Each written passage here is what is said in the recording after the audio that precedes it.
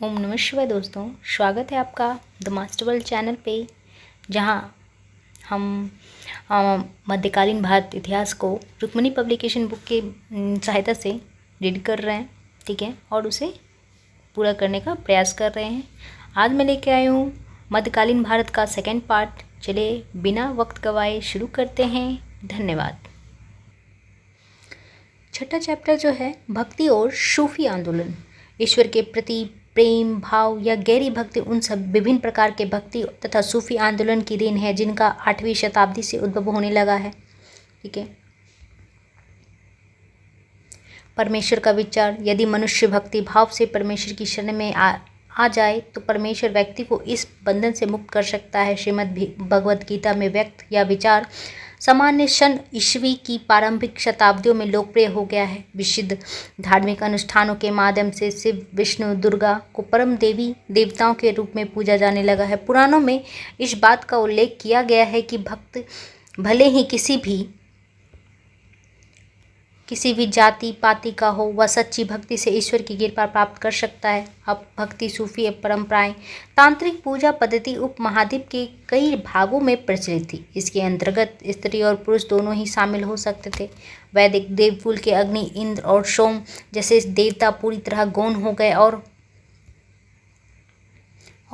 साहित्य और मूर्तिकला दोनों में ही उनका निरूपण नहीं दिखता है। वैदिक मंत्रों में विष्णु शिव देवी की झलक मिलती है। इसकी तुलना इनके विशुद्ध पौराणिक मिथकों से कदापि नहीं की जा सकती। प्रारंभिक भक्ति परंपरा आराधना के तरीकों के क्रमिक विकास के दौरान बहुत बार संत कवि ऐसा नेता के रूप में उभरे जिनके आसपास भक्तजनों के एक पूरे समुदाय का गठन हो।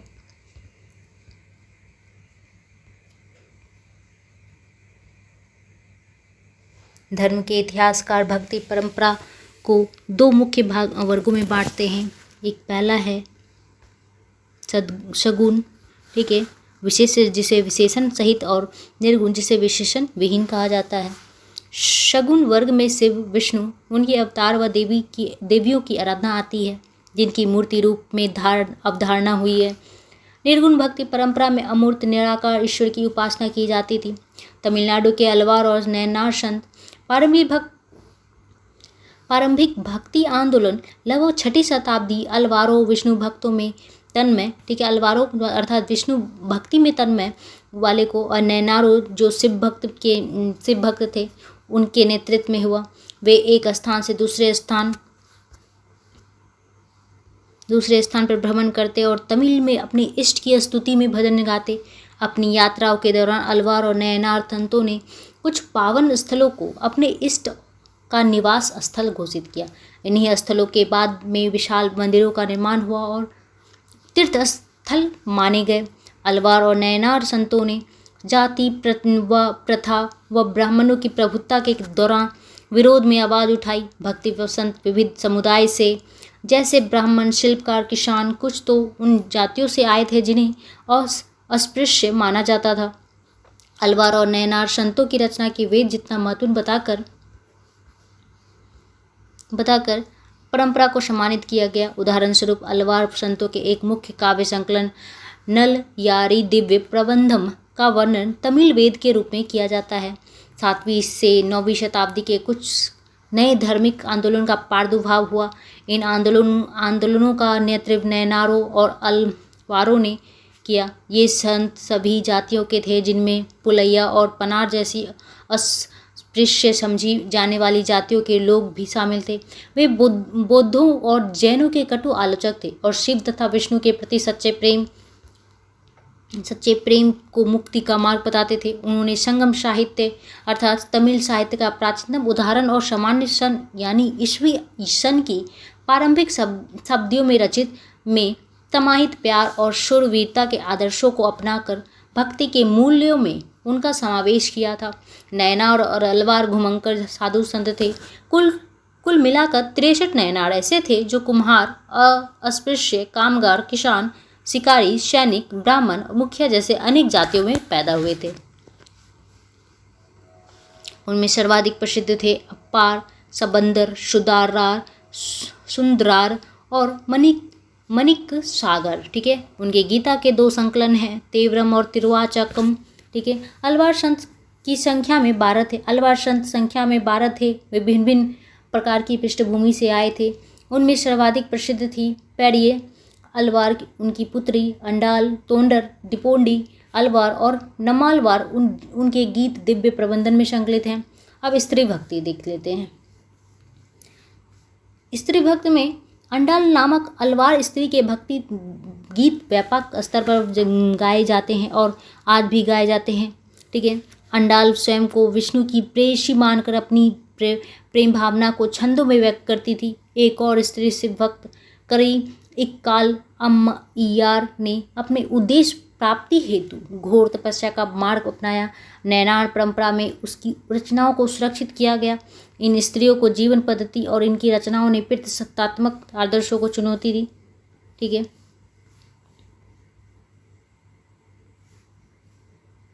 तमिल क्षेत्र में प्रथम सहस्राब्दी ईस्वी के आरंभ में कई महत्वपूर्ण शहदारियाँ थीं। इसे सहस्राब्दी के उत्तरार्ध में राज्य का उद्भव और विकास हुआ, जिसमें पल्लव और पांड्य राज्य 6वीं से 9वीं शताब्दी ईस्वी में शामिल थे। तमिल भक्ति रचनाओं की एक मुख्य विषय वस्तु बौद्ध और जैन के प्रति उनका विरोध है। चिदम्बरम, तंजावुर और गंगईकोंड चोलपुरम के विशाल शिव मंदिर चोल सम्राटों की मदद से निर्मित हुए। इसी काल में काश में ढाली गई शिव की प्रतिमाओं का निर्माण हुआ। नैनार और अलवार संत वेल्लाल कृषकों द्वारा सम्मानित होते थे। चोल सम्राटों ने तमिल भाषा के शिव भजनों का गायन इन मंदिरों में प्रचलित किया। उन्होंने ऐसे भजनों का संकलन एक ग्रंथ के रूप में करने का भी जिम्मा उठाया। 945 ईस्वी के एक अभिलेख से पता चलता है कि चोल सम्राट प्रांतक प्रथम ने संत कवि अपार सबंदर और सुंदरार की धातु प्रतिमा एक शिव मंदिर में स्थापित करवाई। 12वीं शताब्दी में कर्नाटक में एक नवीन आंदोलन का उद्भव हुआ, जिसका नेतृत्व बाशवन्ना 1106 से 68 नामक एक ब्राह्मण ने किया। बसवन्ना कलाचूरी राजा के दरबार में मंत्री थे। इनके अनुयायी पीर शिव के वीर व लिंगायत लिंग धारण करने वाले कहलाए। लिंगायत समुदाय शिव की आराधना लिंग के रूप में करते हैं। इस समुदाय के पुरुष वाम स्कंध पर चांदी के एक पिटारे में लघु लिंग को धारण करते हैं। लिंगायतों ने जाति की अवधारणा और कुछ समुदाय के दूषित होने की ब्राह्मणीय अवधारणा का विरोध किया। पुनर्जन्म के सिद्धांत पर भी उन्होंने प्रश्नवाचक चिन्ह लगाया। अब है नवीन भक्ति पंथ, ठीक है। इसमें देखते हैं, जिसमें आते हैं पहला कबीर, ठीक है। वैष्णव परंपराओं की जीवनियों में कबीर का अरबी में अर्थ होता है महान, ठीक है। और को जन्म से हिंदू कबीरदास बताया है। कबीर को जन्म से हिंदू कबीरदास बताया है। कबीर की भक्ति का मार्ग दिखाने वाले गुरु रामानंद थे, ठीक है। कबीर संभवतः 15वीं सदी में हुए थे। वे एक अत्यंत प्रभावशाली संत थे। उनका पालन पोषण बनारस में या उसके आसपास के एक मुसलमान जुलाहा यानी बुनकर परिवार में हुआ था। हमें उनके विचारों की जानकारी उनकी शक्तियों और पदों के विशाल संग्रह से मिलती है, जिनके बारे में यह कहा जाता है कि इनकी रचना तो कबीर ने की थी, परंतु घुमंतु भजन गायकों द्वारा गाए जाते थे। इनमें से कुछ भजन गुरु ग्रंथ साहब, पंचवानी और बीजक में संग्रहित एवं सुरक्षित हैं। कबीर के उपदेश प्रमुख धार्मिक परंपराओं की पूर्ण प्रचंड अरबी अस्वीकृति पर आधारित थे। उनके उपदेशों में ब्राह्मणवादी हिंदू धर्म, इस्लाम दोनों की बाहु और आडंबरपूर्ण पूजा के सभी रूपों का मजाक उड़ाया गया। कबीर निराकार परमेश्वर में विश्वास रखते थे। उन्होंने यह उपदेश दिया कि भक्ति के माध्यम से ही मोक्ष यानी मुक्ति प्राप्त हो सकती है। गृहस्थ जीवन में रहकर भी मोक्ष प्राप्त किया जा सकता है। यह अवधारणा कबीरदास ने विकसित की। हिंदू मुसलमानों दोनों लोगों उनके अनुयायी हो गए। बाबा गुरु नानक 1469 से 1539 में तक के तलवंडी, जो पाकिस्तान में ननकाना साहिब में, ठीक है, में जन्म लेने वाले बाबा गुरु नानक ने करतारपुर, जो रावी नदी के तट पर डेरा बाबा नानक में एक केंद्र स्थापित करने से पहले यात्राएं की है, ठीक है।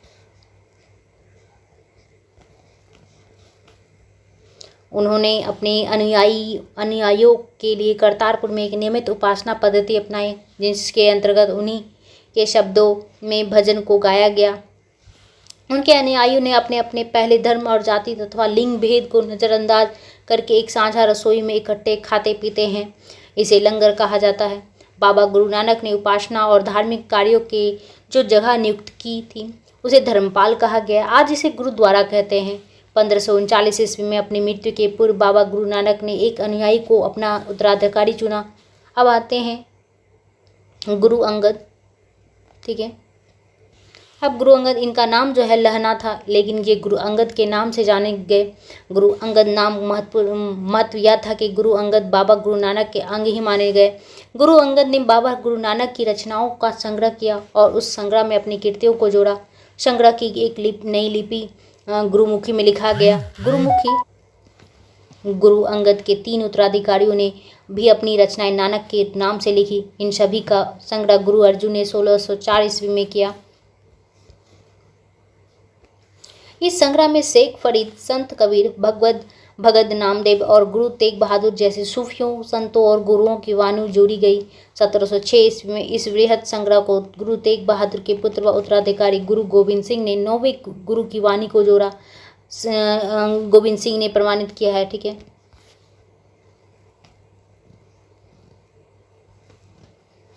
अब है आज इस संग्रह को सिखों के पवित्र ग्रंथ गुरु ग्रंथ साहिब के रूप में जाना जाता है। 17वीं शताब्दी के प्रारंभ से केंद्रीय गुरुद्वारा हरमंदिर साहब स्वर्ण मंदिर के आसपास रामदासपुर शहर अमृतसर से विकसित होने लगा।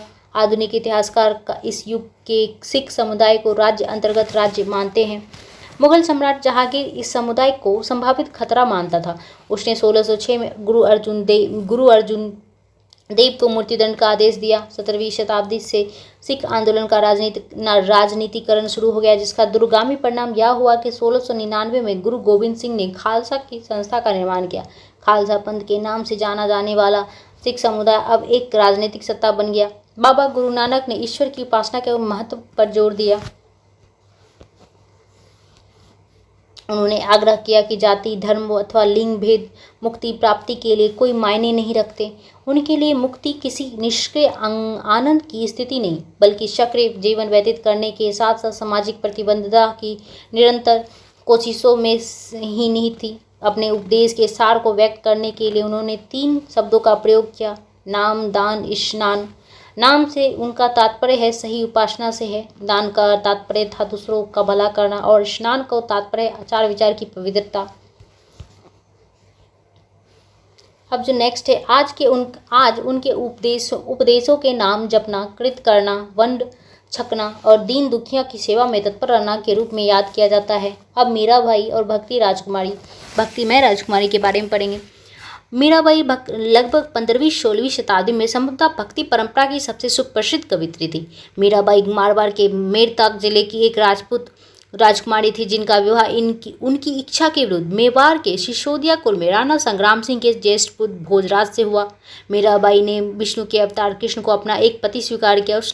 उनके ससुराल वाले ने उन्हें विष देने का प्रयत्न किया, किंतु वह राजभवन से निकलकर एक परिव्राजिका संत बन गई। ठीक है, मीरा के गुरु रायदास थे, जो एक चर्मकार थे। अब नेक्स्ट आता है शंकरदेव ने भक्ति के लिए नाम कीर्तन और श्रद्धावान भक्तों के सत्संग में ईश्वर के नाम से उच्चारण पर बल दिया। शंकरदेव की प्रमुख काव्य भक्त रचना कीर्तन घोष है। असम के शंकरदेव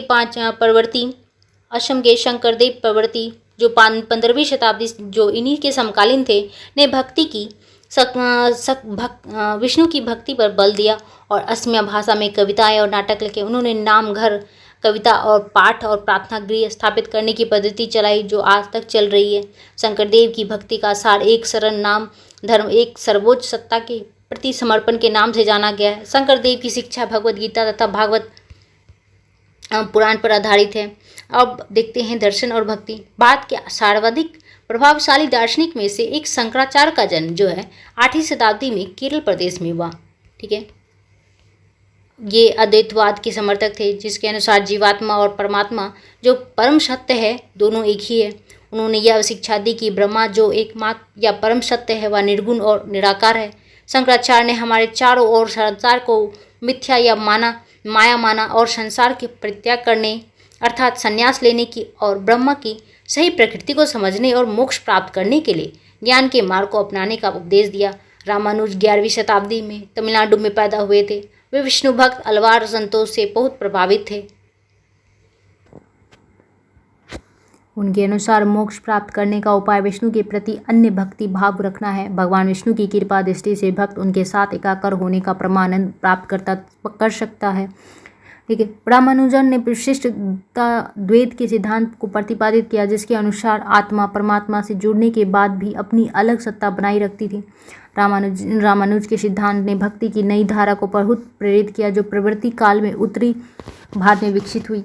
बसवन्ना का वीर शैववाद, ठीक है, बसवन्ना का वीर शैववाद को पढ़ते हैं।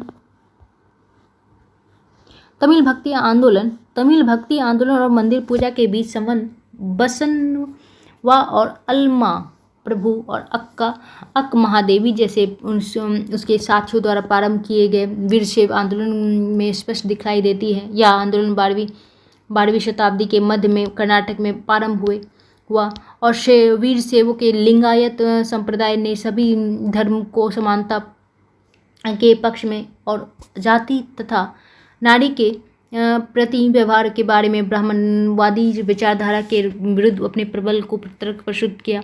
इसके अलावा वे सभी प्रकार के कर्मकांड और मूर्ति पूजा के विरोधी थे। अब महाराष्ट्र के संत के बारे में देख लेंगे। ठीक है। अब 13वीं शताब्दी में महाराष्ट्र में अनेक संत कवि हुए, जिनके सरल मराठी भाषा में लिखे गए गीत आज भी जन मन को प्रेरित करते हैं। उन संतों में सबसे प्रमुख महत्वपूर्ण जो थे ज्ञानेश्वर, नामदेव, एकनाथ, तुकाराम तथा सखुबाई जैसी स्त्रियां और चोखा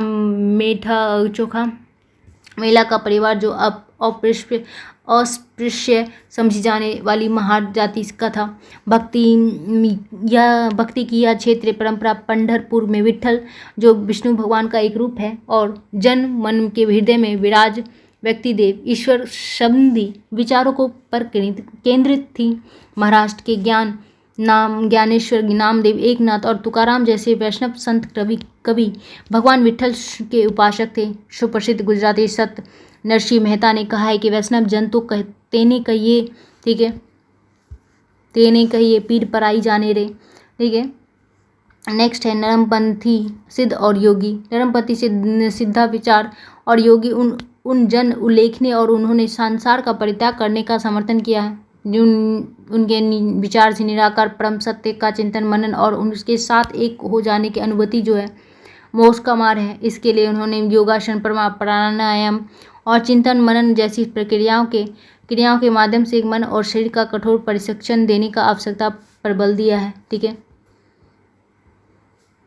13वीं उत्तर भारत में धार्मिक बदलाव। 13वीं सदी के बाद उत्तरी भारत में भक्ति आंदोलन की एक नई लहर आई। यह एक ऐसा युग था जब इस्लाम, ब्राह्मणवादी हिंदू धर्म, सूफी मत, भक्ति की विभिन्न धाराओं और नरमपंथी सिद्धों तथा योगियों ने परस्पर एक दूसरे को प्रभावित किया था।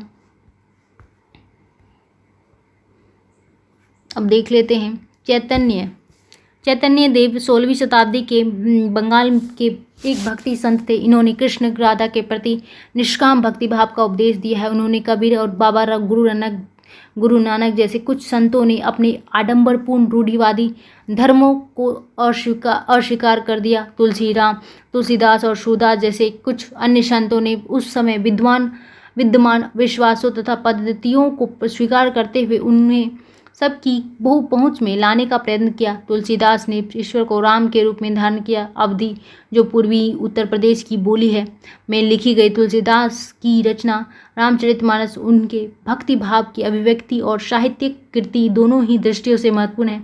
सूरदास श्री कृष्ण के अन्य भक्त थे।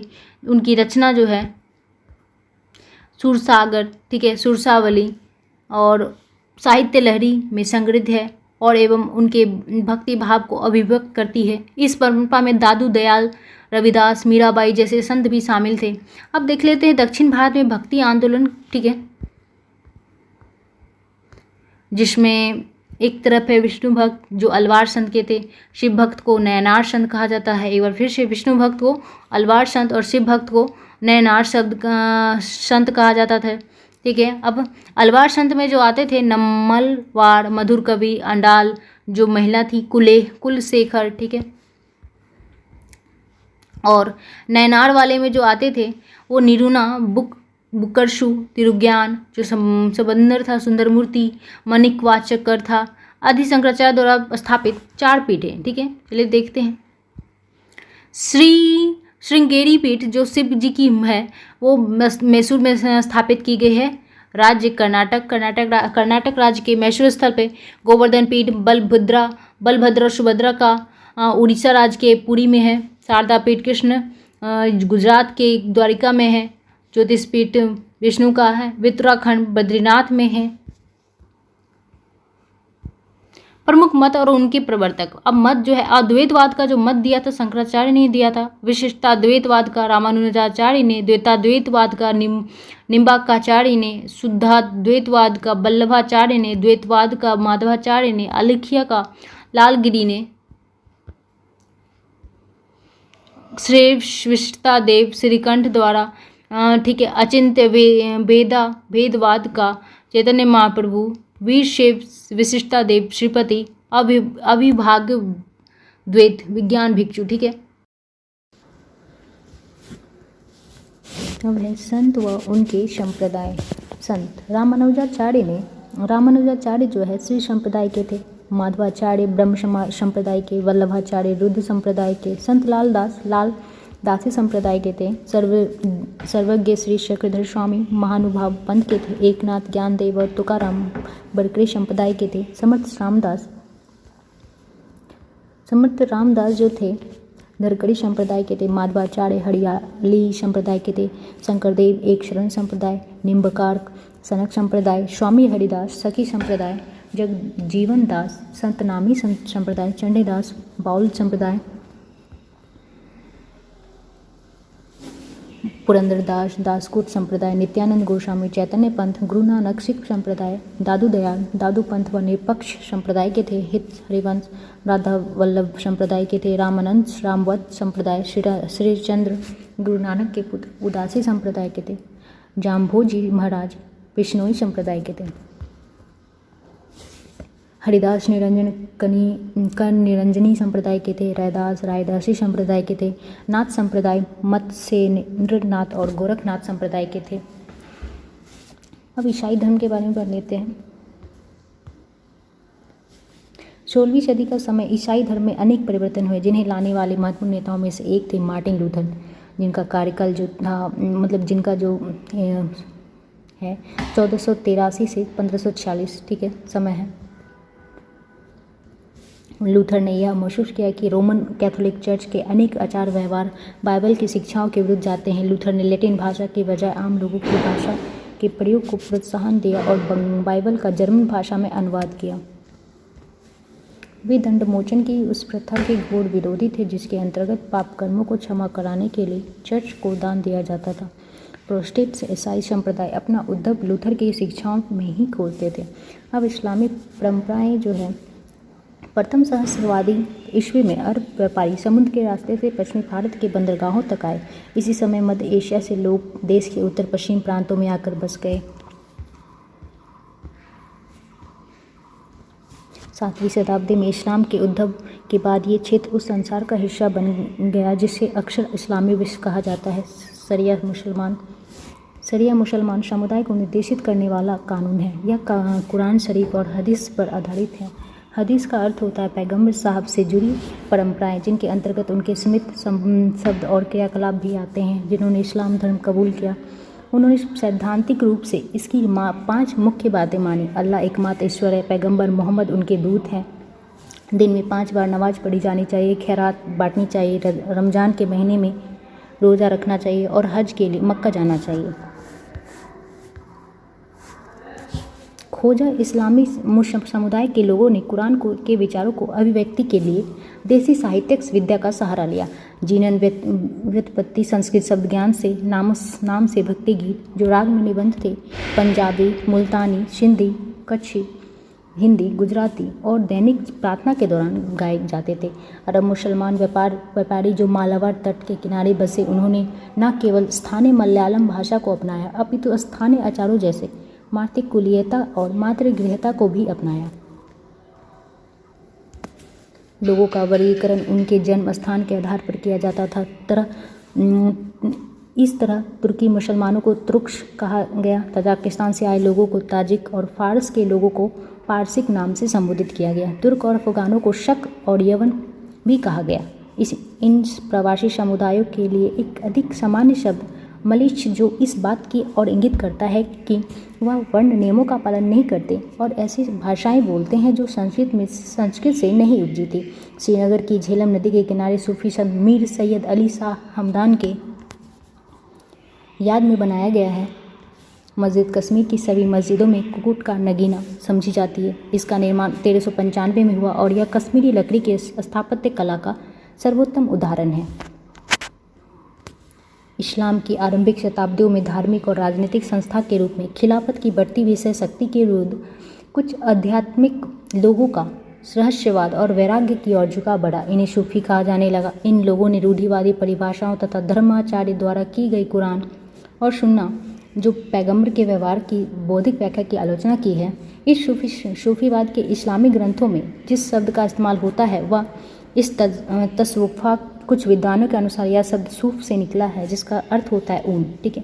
संस्थागत दृष्टि से सूफी अपने को एक संगठित समुदाय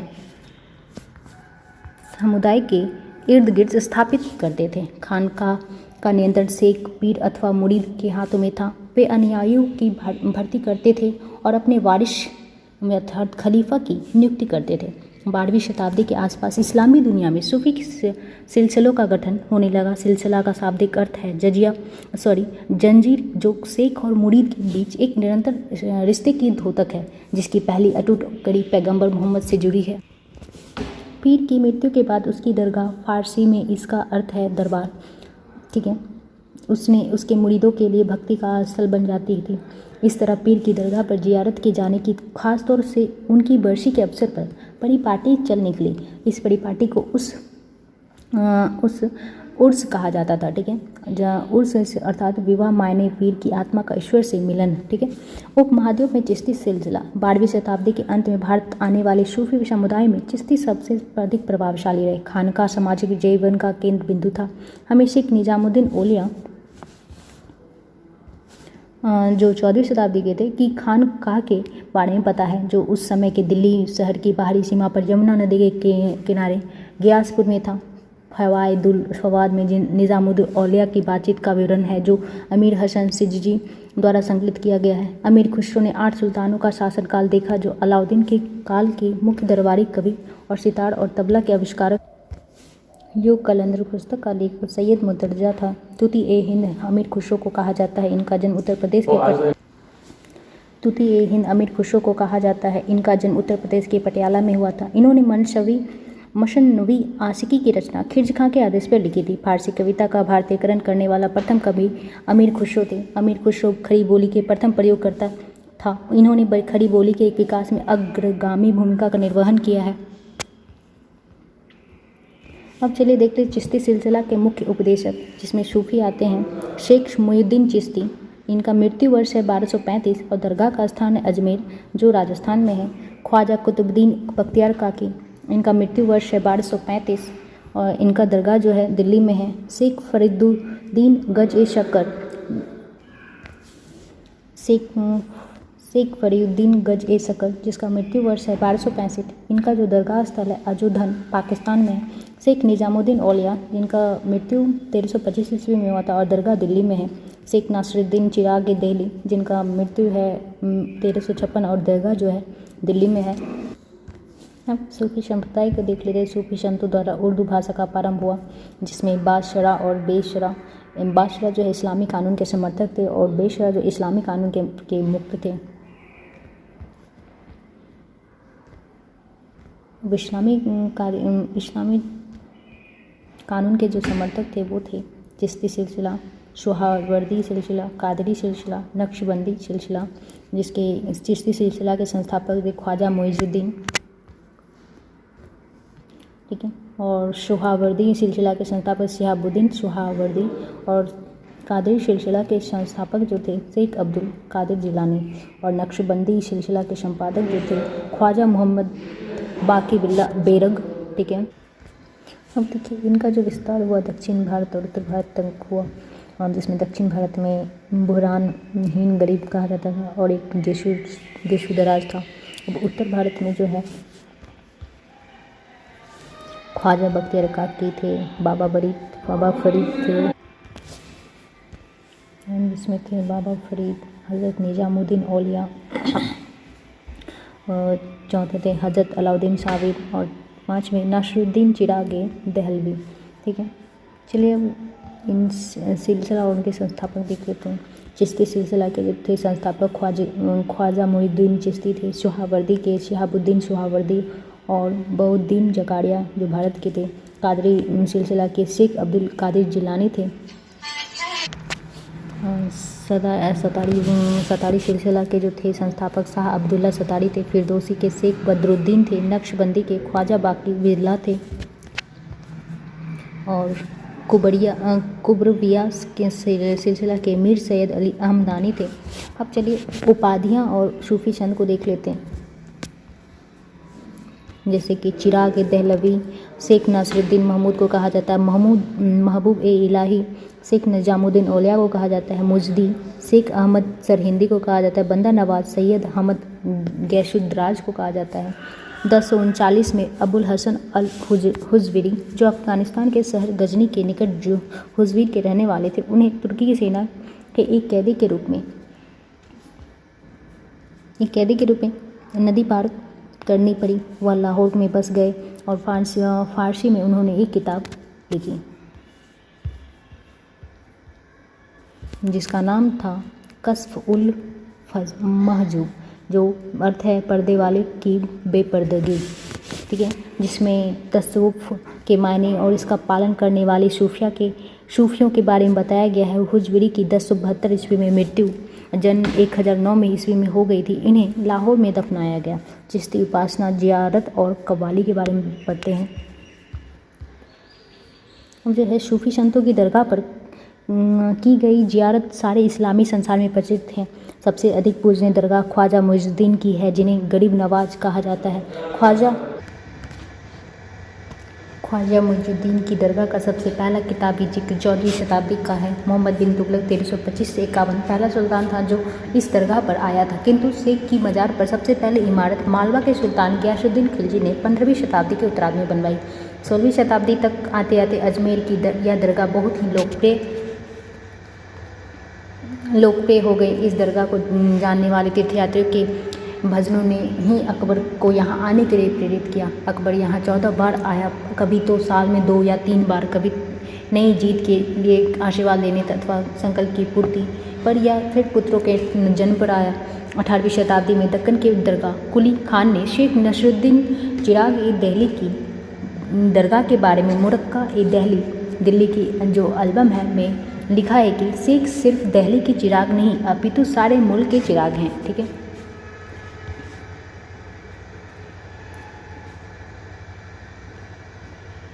सफीनुल औलिया के लेखक दारा शिकोह हैं, जो कादिरी सिलसिले के मानने वाले थे। जहां आरा द्वारा रचित शेख मोइनुद्दीन चिश्ती की जीवनी मुनिश अल अखवा यानी आत्मा का विश्वस्त है। ठीक है, सूफी जिक्र, ईश्वर का नाम जप या फिर श्रवण करना यानी आध्यात्मिक संगीत की महफिल के द्वारा ईश्वर की उपासना में विश्वास रखते थे। अलख नाम से अब्दुल कुदूस गंगोही को जाना जाता है। अलख नाम से अब्दुल कुदूस गंगोही को जाना जाता है। नक्शबंदी संप्रदाय संगीत के विरोधी और कट्टरता इनमें अधिक थी। सतारी संप्रदाय ने योग क्रिया को अपनाया, जो बहरूल हयात अमृत कुंड अनुवादित पुस्तक में मिलता है। अब्दुल कुदूस गंगोही और निजामुद्दीन औलिया ने योग क्रिया को महत्व दिया था। बाबा फरीद ने क्षेत्रीय भाषा में काव्य रचना की, जो गुरु ग्रंथ साहिब में संकलित है। मलिक मोहम्मद जायसी का प्रेमाख्यान पद्मावत रानी पद्मनी और चित्तौड़ के राजा रतन सिंह की प्रेम कथा के इर्द गिर्द घूमता है। अक्षर खान खाउक में शमा के दौरान काव्यों का वाचन होता था। अमीर खुसरो और कौल। अमीर खुसरो 1253 से 1325 इनका जीवन काल। महान कवि, संगीतज्ञ तथा शेख निजामुद्दीन औलिया के अनुयायी थे। उन्होंने कौल अरबी शब्द है जिसका अर्थ होता है कहावत, कौल का अर्थ होता है कहावत का प्रचलन करके चिश्ती समा के एक विशिष्ट आकार दिया। इनका जन्म पटियाला उत्तर प्रदेश में हुआ था। कौल को कव्वाली के शुरू और आखिर में गाया जाता है। ठीक है, कविता का पाठ होता है जो फारसी हिंदी, इसके बाद सूफ़ी कविता का पाठ होता है जो फारसी हिंदी अथवा उर्दू में होती है, और कभी कभी इन तीनों ही भाषा में शब्द इसमें मौजूद होते हैं। सूफ़ी और राज। चिश्ती संप्रदाय की एक और विशेषता संयम और सादगी का जीवन था, जिसमें सत्ता से दूर रहने पर बल दिया जाता था। सुल्तानों ने खानकाहों को कर मुक्ति भूमि अनुदान में दी और दान संबंधी न्यास स्थापित किए। चिश्ती धन और सामान के रूप में दान स्वीकार करते थे, किंतु इनको संजोने के बजाय खाने, कपड़े, रहने की व्यवस्था और अनुष्ठानों जैसे समा की महफिलों पर पूरी तरह खर्च कर देते थे। जब तुर्कों ने दिल्ली सल्तनत की स्थापना की तो उलेमा द्वारा शरिया लागू किया जाने की मांग को ठुकरा दिया गया। सुल्तान जानते थे कि उनकी अधिकांश प्रजा जो है इस्लाम धर्म मानने वाली नहीं है। सुल्तानों ने सूफी संतों का सहारा लिया जो अपनी आध्यात्मिक सत्ता को अल्लाह से उद्भत मानते थे और उलेमा द्वारा शरिया की व्याख्या पर निर्भर नहीं थे। शेख निजामुद्दीन औलिया के अनुयायी उन्हें सुल्तान उल मसीह अर्थात शेखों में सुल्तान कहकर संबोधित करते थे। अब नेक्स्ट चैप्टर जो है हमारा मुगल काल। मुगल ने एक साम्राज्य की स्थापना की। 16वीं सदी के उत्तरार्ध से इन्होंने दिल्ली और आगरा से अपने राज्य का विस्तार शुरू किया और 17वीं शताब्दी में लगभग संपूर्ण महाद्वीप पर अधिकार कर लिया। मुगल कौन थे, चलिए देखते हैं। मुगल दो शासक वंशों के वंशज थे। माता की ओर से मंगोल शासक चंगेज खां के उत्तराधिकारी थे तथा पिता की ओर से वे ईरान, इराक और वर्तमान तुर्की के शासक तैमूर वंश के थे। ठीक है, जिसकी मृत्यु जो है 1440 में हुई के वंशज थे, परंतु मुगल अपने को मुगल या मंगोल कहलवाना पसंद नहीं करते थे। ऐसा इसलिए था क्योंकि चंगेज खां से जुड़ी स्मृतियाँ सैकड़ों व्यक्तियों के नरसंहार से संबंधित थी। मुगल तैमूर के वंशज होने पर ज़्यादा गर्व का अनुभव करते थे, इसलिए क्योंकि उनके इस महान पूर्वज ने 1398 में दिल्ली पर कब्जा कर लिया। मुगल सैन्य अभियान। प्रथम मुगल शासक बाबर 1526 से 1530 ने जब 1494 में फरगना राज्य का उत्तराधिकारी प्राप्त किया तो उसकी उम्र केवल 12 वर्ष की थी। मंगोलों की दूसरी शाखा उज़्बेकों के आक्रमण के कारण उसे अपनी पैतृक गद्दी छोड़नी पड़ी। मुगल वंश 1526 से 40 तक और पुनः 1555 से 1857 ईस्वी तक के शासक व उत्तराधिकारी को देख लेते हैं। पहला है तैमूर। तैमूर के पांचवें वंशज। ठीक है, तैमूर वंश से संबंध होने के कारण मुगलों को तिमुरियन भी कहा जाता था। ठीक है, पहला जो है बाबर आया, जहरुद्दीन मोहम्मद बाबर, जिसका पूरा नाम था 1526 से 30 ईस्वी तक था। हुमायूं 1530 से 40, पुनः 1555 से 56। इसी बीच में जो शेरशाह द्वारा हुमायूं को हराया जाता है तो वो भाग जाता है। ठीक है, और फिर अपना शासनकाल में आ जाता है। तीसरा जो था अकबर, जलालुद्दीन मोहम्मद अकबर 1526 से 1605 ईस्वी तक। और चौथा है जहांगीर सलीम, जिसे सलीम कहते हुए 1600। अब नेक्स्ट जो है जहांगीर, जिसे सलीम भी कहते हैं, इनका कार्यकाल 1605 से 27 था। अब जहांगीर का देख लेते हैं। खुसरो मिर्जा और ठीक है, और दावर बख्श बली का बकरा बना। अब पाँचवा जो आता है शाहजहाँ खुर्रम, जिसे खुर्रम भी कहा जाता है, 1628 से 58। इसके बाद औरंगजेब आता है। ठीक है, फिर शाह शुजा, मुराद बख्श, दारा शिकोह, ये शाहजहाँ का जो था। ठीक है, औरंगजेब का ये सारा भाई था। अब औरंगजेब के बाद ठीक है, सातवां जो है बहादुर शाह फर्स्ट आता है, जो जिसे मुअज्जम भाई 17, इसका कार्यकाल जो है 1707 से 12 ईस्वी तक है। ठीक है, अब इसी तरह है, आप लोग देख लीजिए। हम लोग नेक्स्ट आगे बढ़ते हैं। अनेक वर्षों तक भटकने के बाद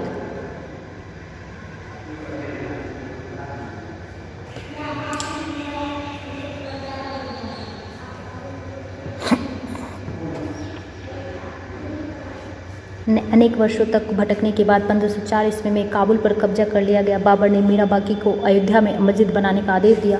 उसने 1526 में दिल्ली के सुल्तान इब्राहिम लोदी को पानीपत में हराया और दिल्ली और आगरा को अपने कब्जे में कर लिया। ये युद्ध में प्रयोग होने वाले बारूद की तकनीक भारत में 14वीं शताब्दी में लाई गई।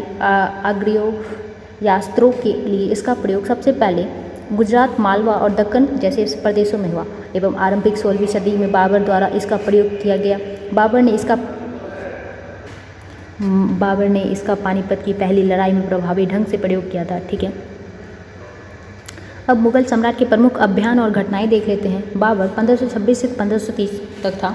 21 अप्रैल 1526 में पानीपत के मैदान में इब्राहिम लोदी और उसके अफगान समर्थकों को हराया गया। 17 मार्च 1527 में खानवो में राणा सागा राजपूत राजाओं और उनके समर्थकों को हराया। 29 जनवरी 1528 में चंदेरी में राजपूतों को हराया। अपनी मृत्यु से पहले दिल्ली और आगरा में मुगल नियंत्रण स्थापित किया गया। बाबर का जन्म अंदीजान और फरजाना राज्य में फरवरी 1483 ईस्वी में को हुआ था।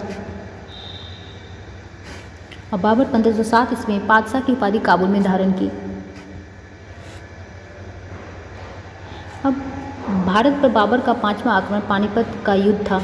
बाबर का भारत पर प्रथम आक्रमण 1519 में भेड़ा और बाजों के यूसुफजाई जनजाति के विरुद्ध किया था। बाबर का भारत पर सफलता का मुख्य कारण तुगलनामा पद्धति से युद्ध करना था, जो उज़्बेकों से सीखा था, जबकि बाबर के अनुसार उनके 12,000 तीरंदाज पानीपत के युद्ध में सफलता का मुख्य कारण था। खानवा के युद्ध में बाबर ने जिहाद का नारा लगाया। चंदेरी के युद्ध में बाबर ने मेदिनी राय को पराजित किया। इस युद्ध में शेरशाह ने बाबर की ओर से युद्ध किया था।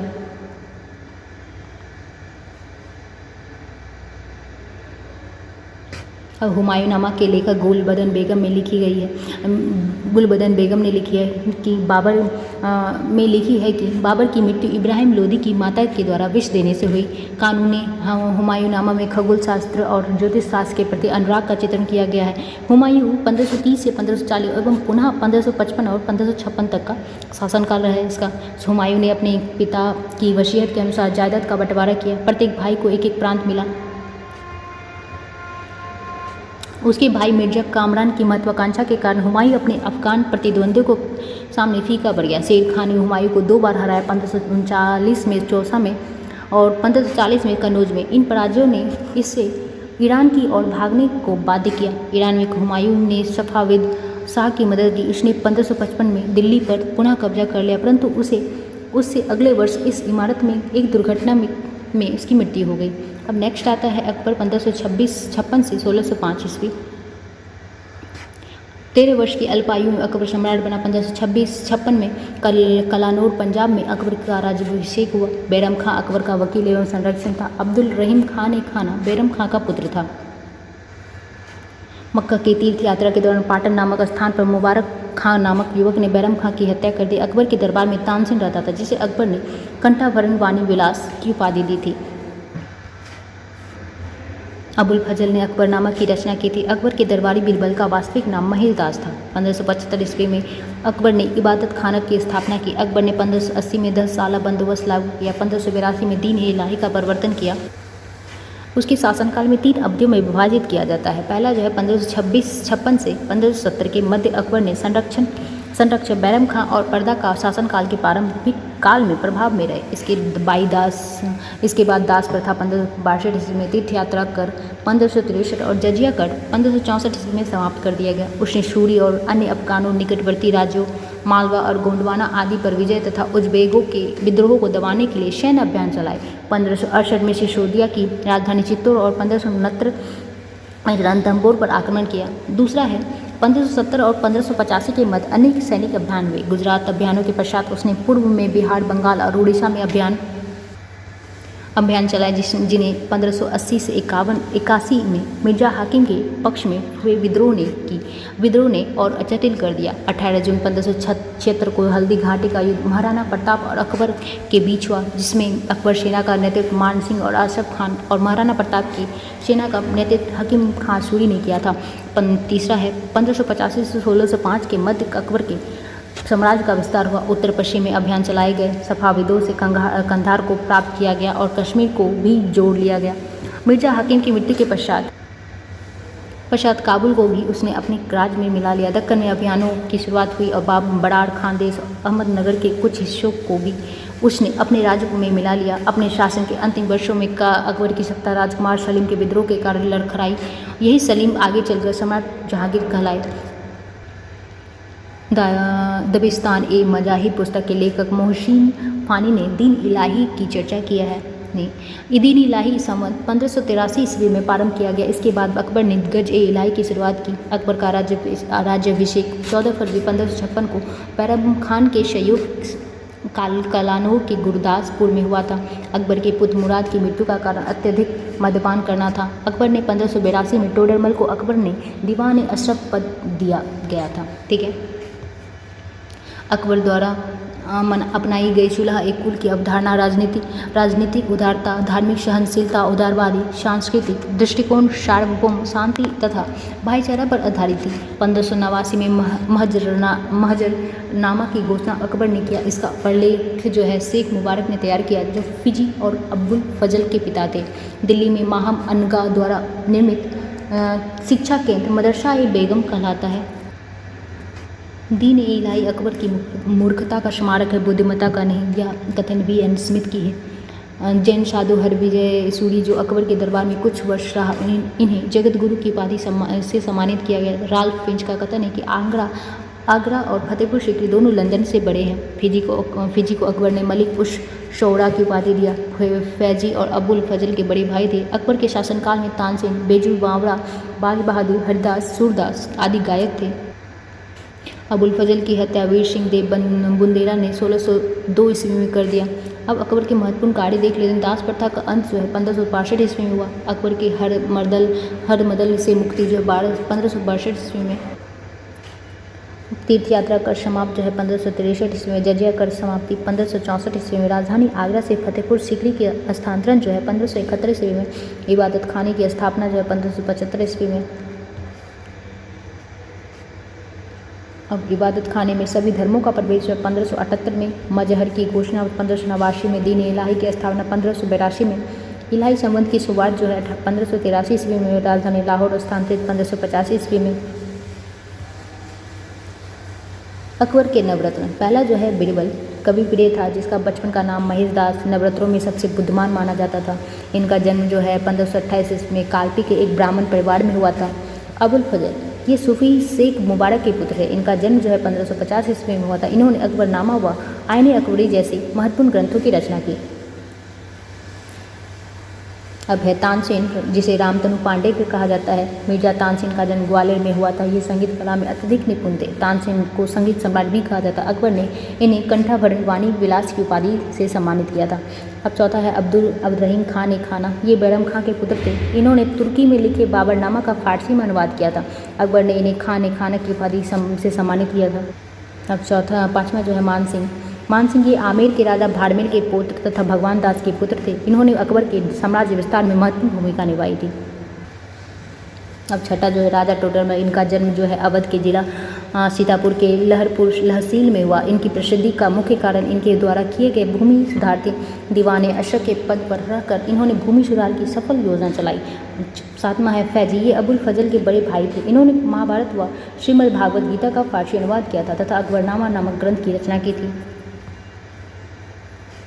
फ़कीर अजीजुद्दीन या हकीम मुकाम, ये अकबर के निजी हकीम एवं मित्र थे। अकबर ने प्रसन्न होकर इन्हें अपने नवरत्न में शामिल कर लिया। हकीम मुकाम शाही रसोई खाना के प्रधान थे। मुल्ला दो प्याजा, अपनी बुद्धिमानी व वाक्पटुता के कारण ये नवरत्नों में शामिल किए गए। इनको खाने में प्याज और व्यंजन अत्यधिक पसंद होने के कारण इनका नाम अकबर ने मुल्ला दो प्याजा कर दिया। अब जो है नेक्स्ट है जहांगीर के बारे में, जिसका कार्यकाल है 1605 से 1627। जहांगीर ने अकबर के सैन्य अभियानों को आगे बढ़ाया। मेवाड़ के सिसोदिया शासक अमर सिंह ने मुगलों की सेवा स्वीकार की। इसके बाद सिखों, अहोमों और अहमदनगर के खिलाफ अभियान चलाए गए, जो पूर्णतः सफल नहीं हुए। जहांगीर के शासन के प्रारंभ में खुसरो ने अंतिम वर्षों में राजकुमार खुर्रम जी, बाद में सम्राट शाहजहां कहलाए, ने विद्रोह किया। जहांगीर की पत्नी नूरजहां ने शाहजहां को हाशिए पर धकेलने के प्रयास किए, जो असफल रहे। जहांगीर की मां कछवाह वंश की राजकुमार थी। वह अंबर के राजपूत शासक की पुत्री थी। अंबर जो है वर्तमान में जयपुर में है। जहांगीर के शासनकाल में सर कैप्टन हॉकिंस 1609 ईस्वी में और सर टॉमस रो जो है 1615 ईस्वी में जेम्स प्रथम के राजदूत बनकर भारत आए थे। कैप्टन हॉकिंस के साथ विलियम फिंच और टॉमस रो के साथ एडवर्ड टेरी भी आया था। जहांगीर के शासनकाल को चित्रकला के लिए मुगल काल का स्वर्ण काल माना जाता है। जहांगीर ने कैप्टन हॉकिंस को खान की उपाधि तथा 400 का मनसब दिया, इंग्लिश में खान और फिरंगी खान, ठीक है।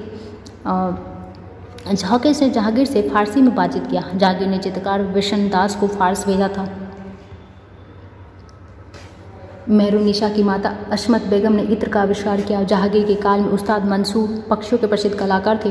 जहांगीर ने उस्ताद मंसूर और नादिर उल असर और अबुल हसन को नादिर उल जमा की उपाधि दिया। शाहजहां, जो 1628 से 1658 है इनका कार्यकाल, दक्कन में शाहजहां के अभियान जारी रहे। अफगान अभिजात खान जहां लोदी ने विद्रोह किया और वह पराजित हुआ।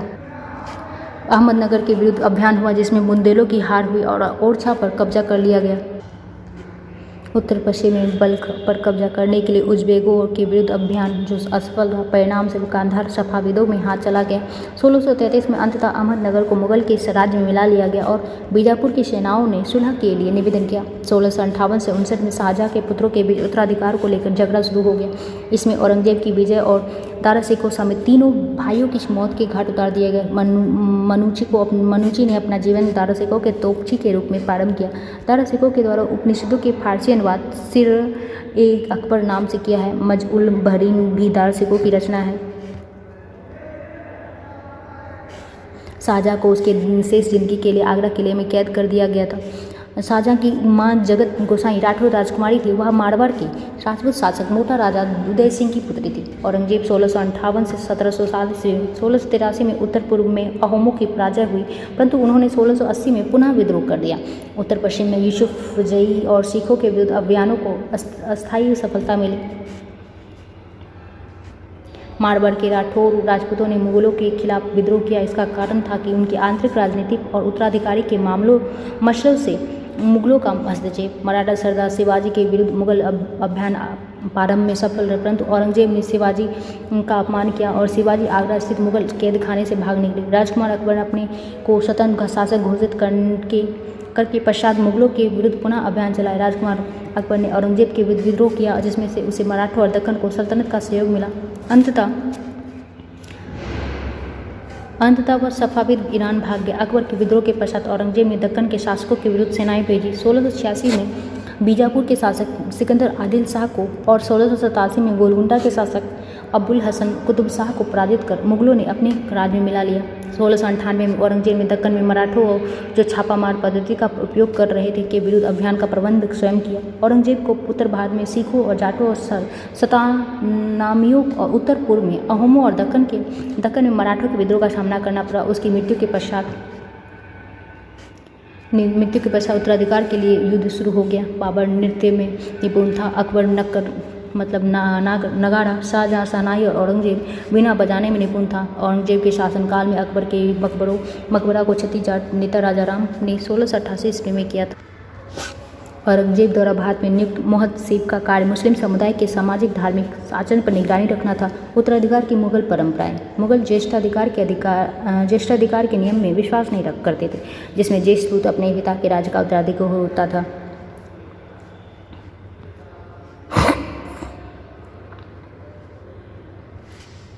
इसके विपरीत उत्तराधिकार में वे शहदायाद की मुगल और तैमूर वंशों की प्रथा को अपनाते थे, जिसमें उत्तराधिकारी का विभाजन समस्त पुत्रों में कर दिया जाता था। अब मुगलों के शासन अन्य शासकों के साथ संबंध देखते थे। मुगलों ने उन शासकों के विरुद्ध लगातार अभियान किए जिन्होंने उनकी सत्ता को स्वीकार करने से इनकार कर दिया। जब मुगल शक्तिशाली हो गए तो अन्य शासकों ने स्वेच्छा से उनकी सत्ता स्वीकार कर ली। राजपूत इसका एक अच्छा उदाहरण है। अनेकों ने मुगल घराने में अपनी पुत्री के विवाह करके उच्च पद प्राप्त किए, परंतु कई ने विरोध भी किया।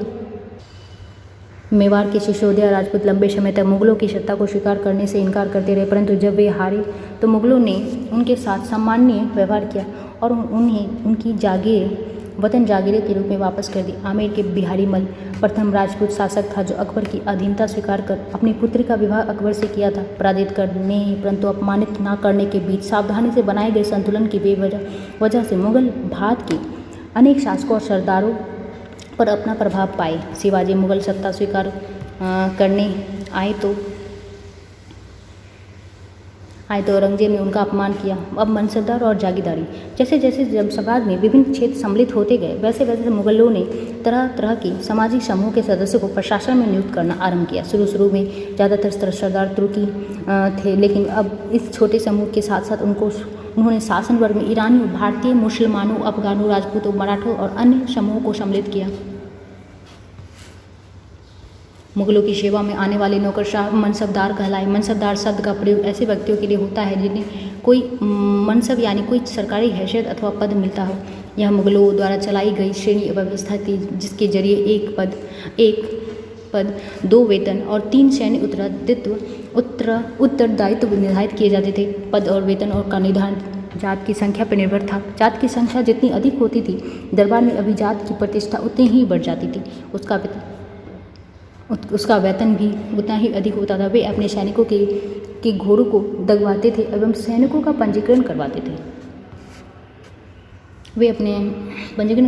इन कार्यवाहियों के बाद भी उन्हें सैनिकों को वेतन देने के लिए धन मिलता था। मनसबदार अपना वेतन राजस्व एकत्रित करने वाली भूमि के रूप में पाते थे, जिन्हें जागीर कहते थे, जो तकरीबन एक ताव के समान थी। अकबर के शासनकाल में 29 ऐसे मनसबदार थे जो 5000 जात की पदवी के थे। औरंगजेब के शासनकाल तक ऐसे मनसबदारों की संख्या 89 हो गई। अकबर के शासनकाल में इन जागीरों का सावधानीपूर्वक आकलन किया जाता था ताकि इनका राजस्व मनसबदार के वेतन के तकरीबन बराबर हो। औरंगजेब के शासनकाल तक प्राप्त राजस्व मनसबदार के वेतन से बहुत कम था। मनसबदारों की संख्या में अत्यधिक वृद्धि हुई, जिसके कारण उन्हें जागीर मिलने से पहले एक लंबा इंतजार करना पड़ता था।